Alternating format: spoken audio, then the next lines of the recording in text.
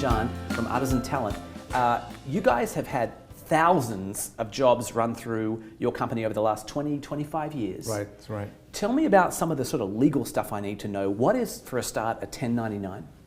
Well, a 1099 is somebody that at the end of the year gets a 1099 from the company that they worked for, meaning that they're truly an independent contractor and there are no taxes being taken out of the check that is being sent to you. Okay, that sounds good. I like the no taxes part. Right. Again, I'm fresh to this country. I'm Sure. not clear on a 1099 versus a W-2. What is a W-2 and how is it different, or is it the same thing? Well, a W-2 is there's someone that is your record employer. So if you work for someone, let's say you are a 9-to-5 person, you're going to get a W-2 at the end of the year from your employer. Okay. As a freelancer, though, you can also receive a W-2 depending on your relationship with your client. Okay, cool. So one's more so freelance and one's more so full-time. Yeah, and the W-2 is when taxes are taken out of the paycheck. Okay, so how do I know if I'm a 1099 employee? How do I know if I need a 1099 form? Well, if you don't know what a 1099 is, you really shouldn't go down that path.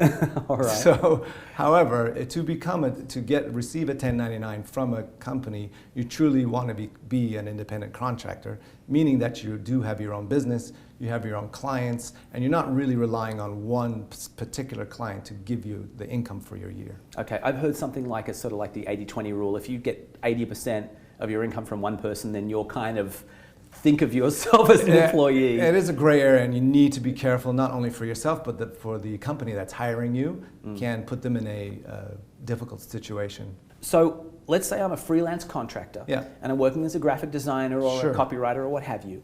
I know I have to have an agreement or a contract with whoever my client is.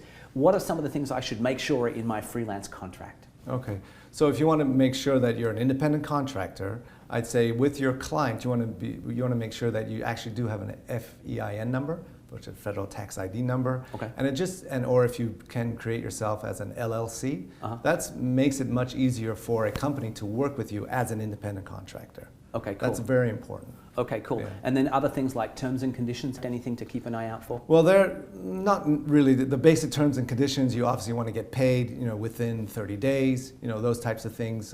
Those are very important.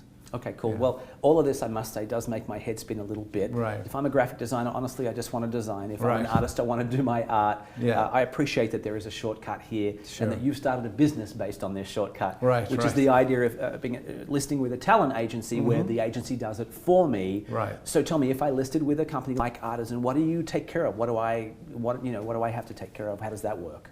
We really try to make it very streamlined and really easy for the talent. When the talent comes in, they're going to come and register with us. We're going to look at their portfolio, look at their talent, see what they're capable of.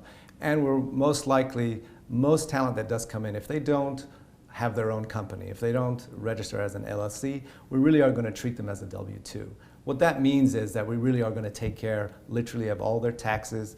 They're going to get a paycheck, they hand in their timesheet, and they get paid on Friday when they hand in their hours on a Monday.